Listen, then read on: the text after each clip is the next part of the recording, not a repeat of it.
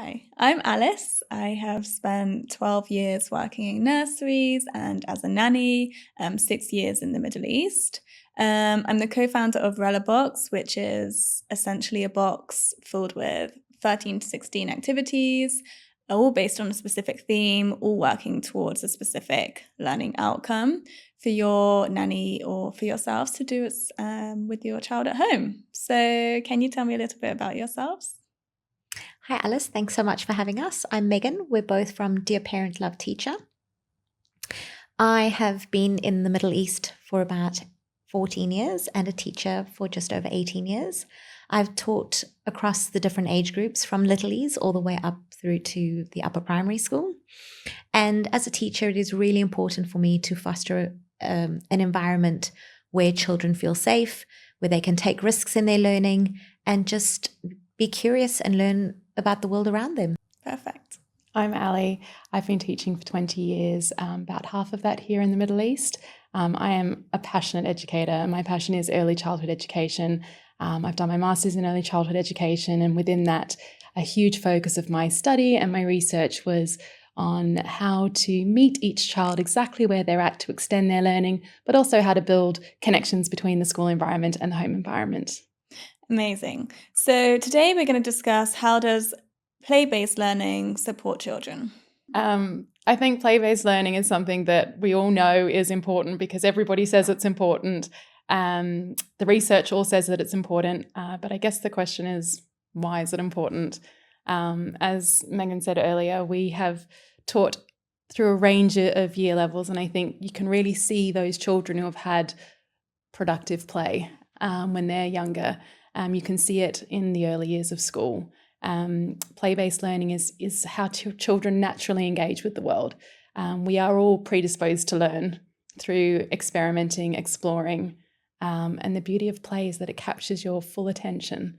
So through play, you don't just have the parts of the brain working that, you need to write this thing, write your name or write, something. Your entire brain is engaged. It's a multi-sensory experience. And when the brain all works together like that, that's where great learning happens. Definitely. Children are naturally curious. So if you allow them that curiosity, there's so much that happens in that space. They're able to explore, they're able to test things, they're able to retry things. And it's a very safe environment for them to do that. And while all of that is happening, language is developing, maths is happening, science is happening. And like Ali said, we can see in the classroom, especially with the older students, as they're coming up the primary years, those children who have had the chance to experiment, who have had the chance to just sit back and observe things around them and what's happening, you see that coming through in a science lesson, for example.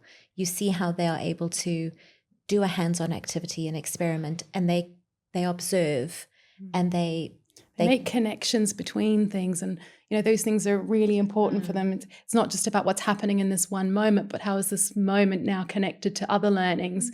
And that's deep learning then. It's not just rote learning. It becomes deep learning when you can make sense of a concept in context. Yeah. And through play-based learning, children start to ask more questions. And that's also something that is so important as they move up in their years, is to ask questions, is to explore, is to wonder. That's really what we want to see as teachers, is children taking hold of their own learning experiences. But all of that comes from them having the chance to do that from very early years. That's right, because children are naturally innovators when they're playing, right? The process of play is innovative. And, even if you look at us in the workforce all these years later, it's innovation that is what people want. And so what we want is children who are nurtured through this creative and innovative phase of childhood and don't lose that. Perfect. So what are some signs that children are learning through play?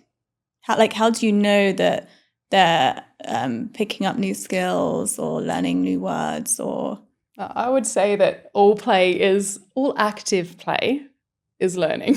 I'm a strong advocate for play, whether it's structured play, unstructured play. Play is learning.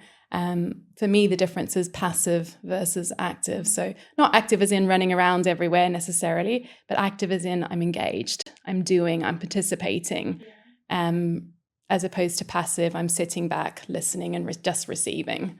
And I think, Alice, to go back to kind of your question about how do we know, I think you start to see their vocabulary developing more. Mm-hmm. You start to hear them asking more, questioning more, wondering more. Why? And when you start hearing those whys, you know that good things are happening. Yeah. They're really getting curious about things and they want to take it to the next step. And I think that's when you know that their play is working. You can see it as well, right? If you have a child in front of you that's got Magna-Tiles or Lego and they're just building, they're not just building, they're problem solving, they're using construction skills, they're doing all these ordering, things. sequencing, counting. There's so much maths Yeah. in one block tower. Yeah. And just with a few simple questions, you can just promote it so much more. Like open-ended questions whilst they're playing, I think you've absolutely hit the nail on the head there, though. Open-ended questions. We need to be careful that we don't just ask questions like, oh, is that a tower? Yeah. Because that's the only answer you'll get. Yeah. Tell me what it is. But when we come in and we're like, oh, or we'll say, oh, is that a tower? And this child will look at us and say, no, absolutely not. But be wondrous yourself and going in with that inquisitive mindset and saying, oh, I wonder what this is. Can you tell me more? And navigating through those moments of disappointment when things crumble or fall apart. Okay, what could we do next time? Let's problem solve together. And I think that's when play is particularly powerful. I think when you can come in and kind of question, guide the learning, give it a nudge.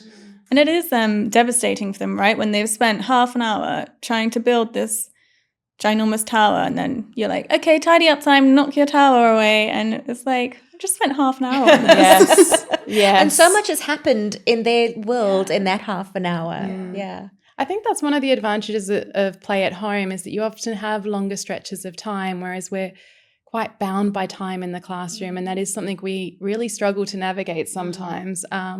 Whereas the advantage of enjoying play at home means that you can sometimes spend longer on things and allow them to sort of really develop. And it's not just a 20-minute activity. If you're building and you're having these conversations together, and then you suddenly begin counting together, and then you start talking about patterns that you're seeing, and you can really put a whole 50-minute maths lesson into one tower if you want to, just definitely. by being curious and asking questions. Yeah. And the beauty of doing that too is that when kids are ready, they'll invite you in. You just need to sit there and wait. Not sit there, you obviously participate, Observe. but you don't need to lead the conversation.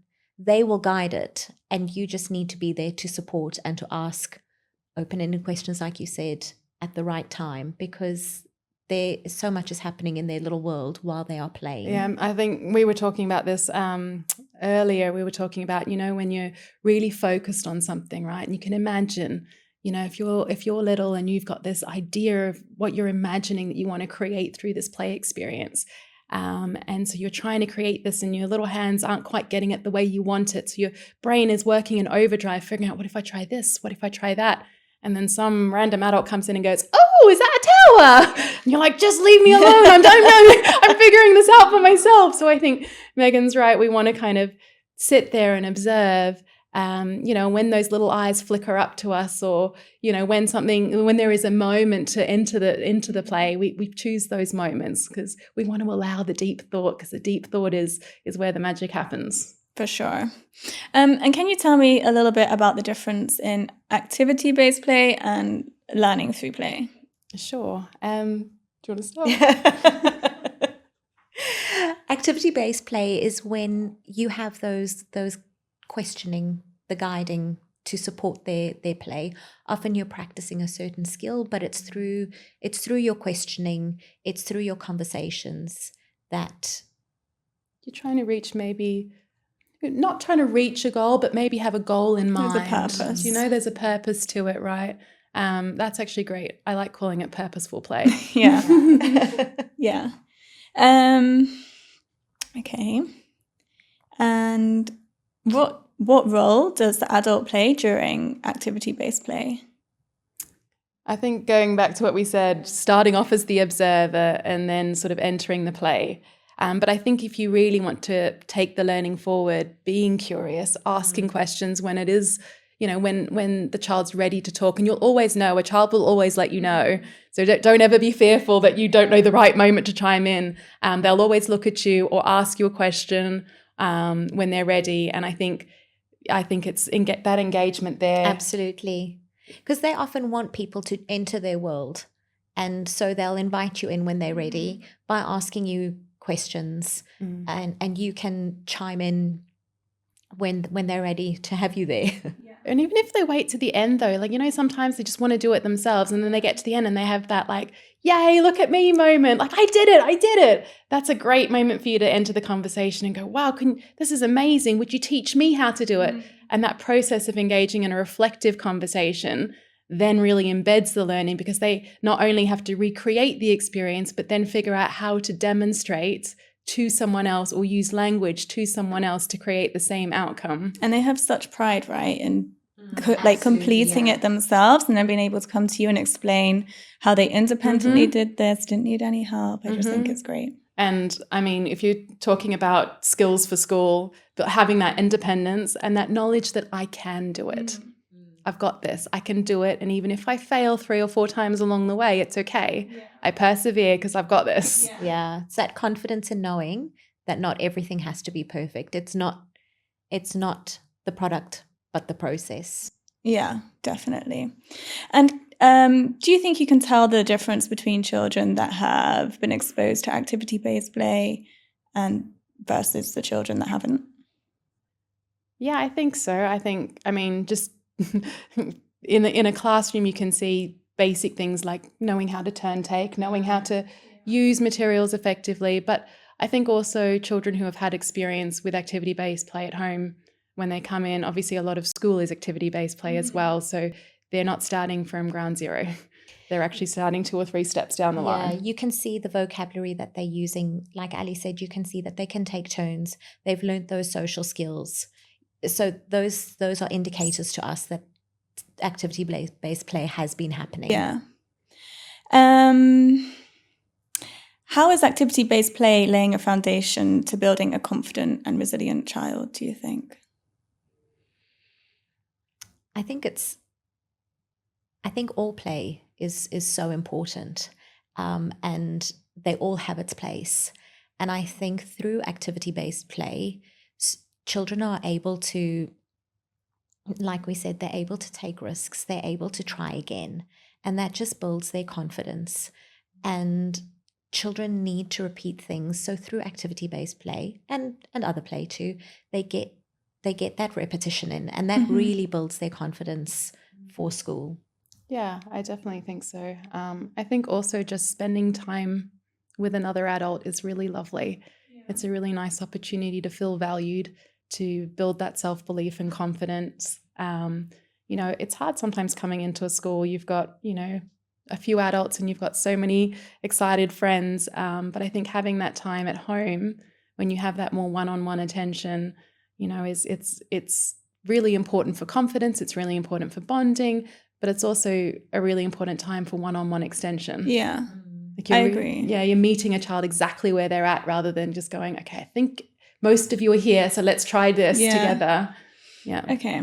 So Relabox is all activity-based play, but we've added open-ended questions and open-ended play into some of the activities. And I just think the activity-based play with the learning goal and the bonding time within, I just think it's great for children to engage with their mum after a day of work, or obviously not the child's day at work, but as their parents come home from work, they're like, can we have 15 minutes of this play? And you're going to sit down, you're going to engage in this activity, you're working towards your literacy skills as you're storytelling through sensory play, and you're working through your math skills as you're picking out and finding things within a sensory tray. And you've just hit 2 development milestones to practice within this activity-based play.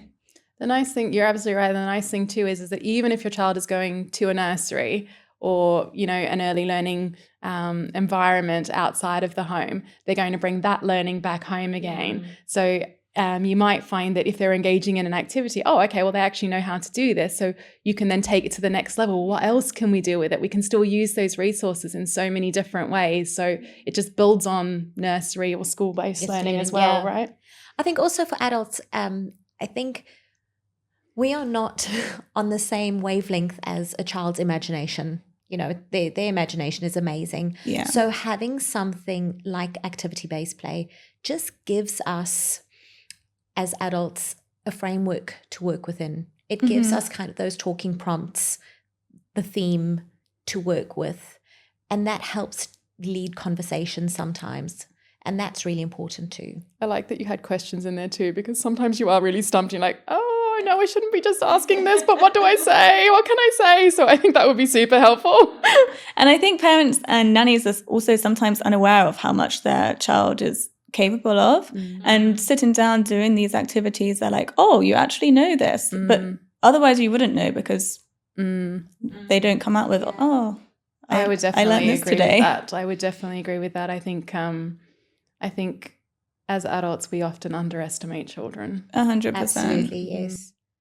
And like Ali said earlier, this is just a support for parents and caregivers. There's so much more that can happen beyond that, and to take the learning further is so important. But you don't always know that if you don't start somewhere. Definitely. Okay, thank you. Thanks. Thanks for having us.